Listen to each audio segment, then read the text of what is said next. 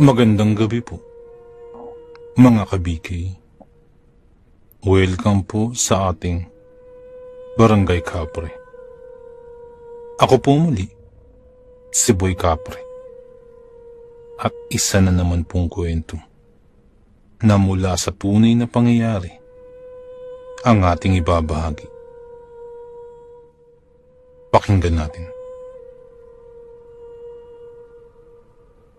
Ang kwentong ito ay nangyari sa lugar sa aming probinsya ng Samar.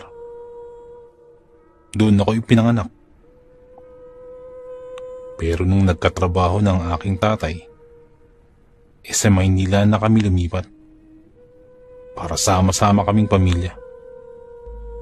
Sa Maynila na rin ako lumaki. Pero tuwing may pagkakataon, ay bumabalik kami ng Samar para magbakasyon. Malapit kasi ako sa mga pinsan ko kahit sa Maynila ako lumaki.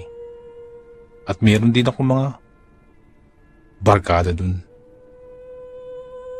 Kagaya nung nakaraang summer noong 2018. Mag-grade 11 na ako nun. Umuwi kami ng Samar nun at nagbakasyon. Para na rin mabisita ko ang mga lolo't lola ko at saka yung iba ko pang mga kaanak. Bumiyahe kami kasama ang nanay ko.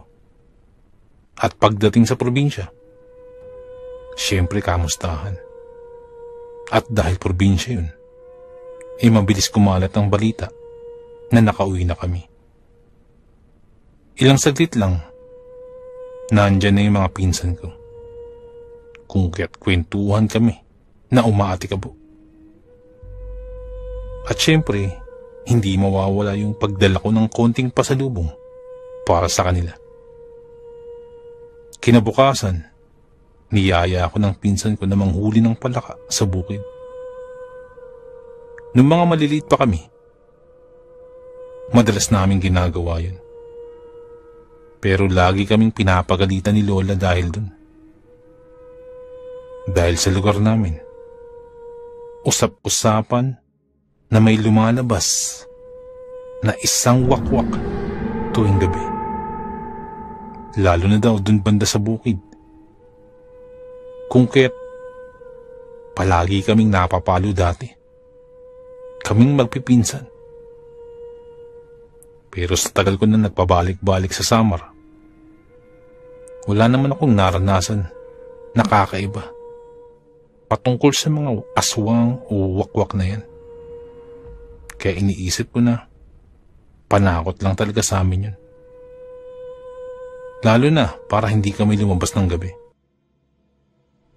Pagkayaya sa akin ng pinsan ko, pumayag agad ako.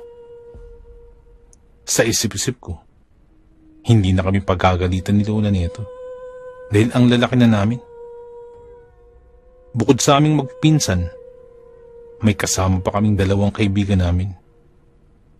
Si Ron at si Oming. Bukod dun, kasama ko pa ang dalawa ko pang pinsan na si Jess at si Dudoy. Bali 5 kaming lahat. Kaya kampante ako dahil madami kami. At kung di kami papayagan, tatakas na lang kami. Gawain naman namin magpipinsan yun. Kaya bago pa maggabi, nag-usap-usap na kami sa pamamagitan ng text. Nakalagay na dun kung saan kami magkikita-kita at kung anong oras. At naghandaan na rin kami ng mga dadalhin sa panghuli ng palaka. Ako naman sa bahay ng lola ko. Papaalam pa sana ako pero sinabi ko na lang na pupunta lamang ako kina Jess sa may pinsan ko. Dahil dun ipinayagan ako ni Lola. Kumbaga, kanya-kanya na lamang kami ng dahilan para makalabas. Mga 9:00 na ng gabi nang lumabas na ako ng bahay. Pumunta ako sa tindahan, yung malapit sa barangay hall. Doon kasi namin napagkasundo ang magkita-kita. Ilang sandali pa, dumating na yung mga pinsan ko. At pagkalipas pa ng 15 minuto, yung dalawa pa naming kaibigan naman ang nagsidatingan. Mga bandang 9:30, nakompleto na kami. Nagsimula na kaming maglakad papuntang bukid. Mga 1 kilometro din ang layo nun mula sa tindahan. Habang naglalakad kami, nakasalubong kami nung isang tanod. At tiyuhin pala yun ni Ron. Tinanong kami kung saan daw kami pupunta. Sabi naman ni Ron na manghuhuli lang ng palaka. Dahil doon ay sinabihan kami ng tiyuhin ni Ron na mag-ingat dahil may wakwak daw doon.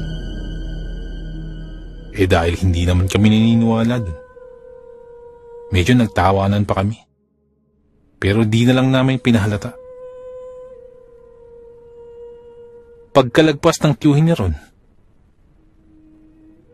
sinabi na lang namin na magpakita yung aswang na yan. Dahil ang dami namin, may dala pa kaming itak. At pinakita pa ng pinsan ko yung itak na dala-dala nito.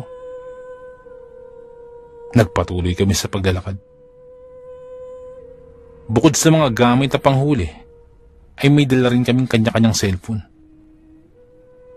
At yung ilaw ng cellphone ang nagsisilbing flashlight namin dahil medyo madilim dun. Hanggang sa nakarating na kami ng bukid. Mag-aalas 10 na siguro nun nung nakarating kami. Kanya-kanya na kaming huli. Kanya-kanya na kaming dakma. Madami na akong nahuli nun. Kung kaya't napagpasyan ko ng tama na. Sa tansya ko, ay marami na rin nahuli ang mga kaibigan ko at ang mga pinsan ko. Kung kaya't oras na para umuwi. At dahil may tubig din dun, doon na rin namin nilinisan yung mga nahuli namin.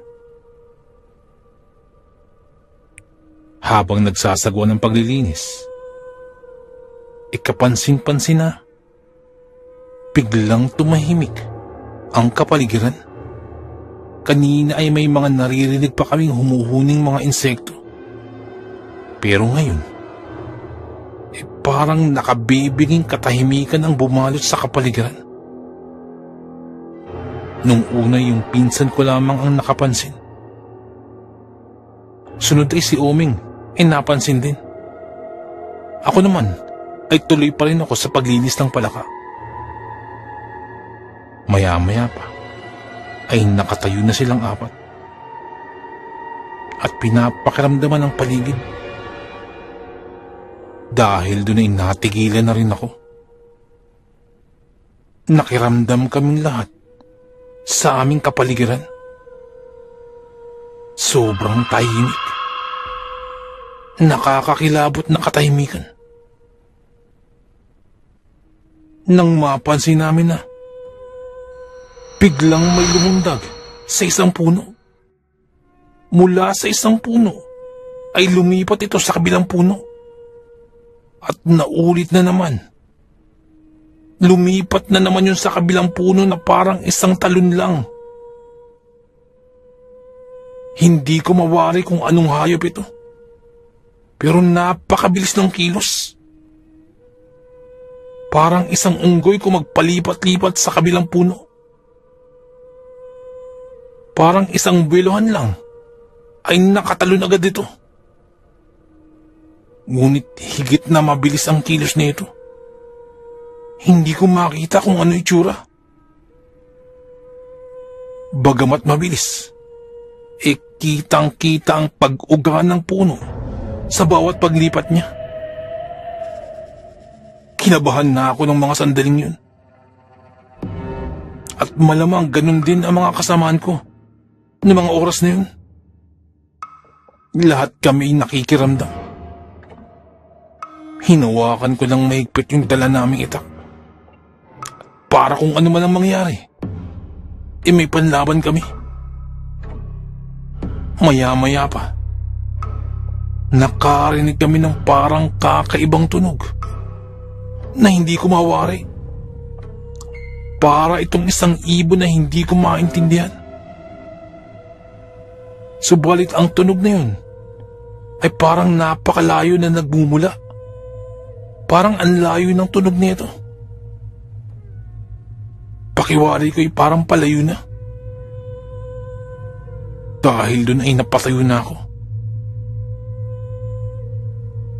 Pagkahakbang ko palayo, biglang may bumagsak mula sa di kalayuan. At sa bandang harapan namin ito, nagulat kaming lahat. At nung inangat ng pinsan ko ang kanyang cellphone para mailawan, ay dalawang malalaking mata na kulay pula ang nakita namin. Parang anyo ng isang malaking ibon ang lapad ng pakpak nito. Sabay-sabay kami nagpulasan, kanya-kanyang takbo sa takot. Ang hawak kong itak na daladala ko ay ginawa ko na lang panghawi ng mga damo sa sobrang takot.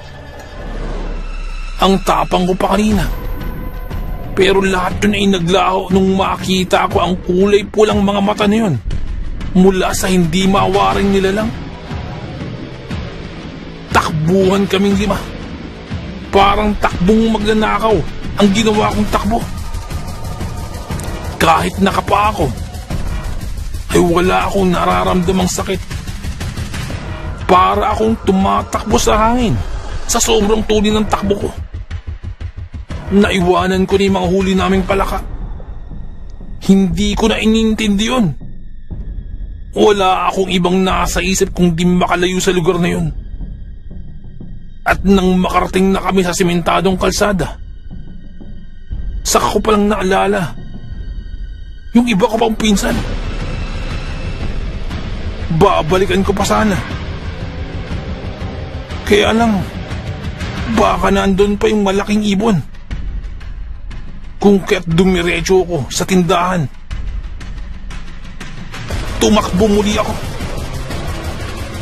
At pagdating ko dun, naroroon na yung dalawa kong pinsan. Humahangos din. Pagkatingin ko'y ayos naman sila. Doon ay nagkasalubong kami. At saka namin tinanong ang isa naming kasama, si Oming. Biglang nagsalita si Jess na nasa barangay daw sila Oming. Doon na sila dumiretso. Kung kaya't doon na rin kami nagpunta. Ilang sandali pa, pagdating namin doon, ikinakausap na sila Oming ng mga tanod. At malamang ikinuwento na nila ang nangyari sa bukid. Kung kaya't yung iba pang mga tanod ay pinagsisermonan kami. Ang titikas ng ulo nyo! Sinabi nang may wakwak dyan eh. Buti hindi ko nilamon. Sabi ng mga tanod sa amin nung nagkita-kita kaming 5. Saka pa lamang kami nakahinga ng maluwag. At nagtawanan na lamang kami. Subalit, matinding takot ang naranasan namin kanina. Maswerte na lamang talaga kami at nakaligtas kami at walang napahamak sa amin. Pagkatapos nun ay hinatid na kami ng mga tanod sa kanya-kanya naming bahay. Pagkawi ay sermon ang inabot namin. Pero ayos lang yun. Dahil kasalanan naman talaga namin.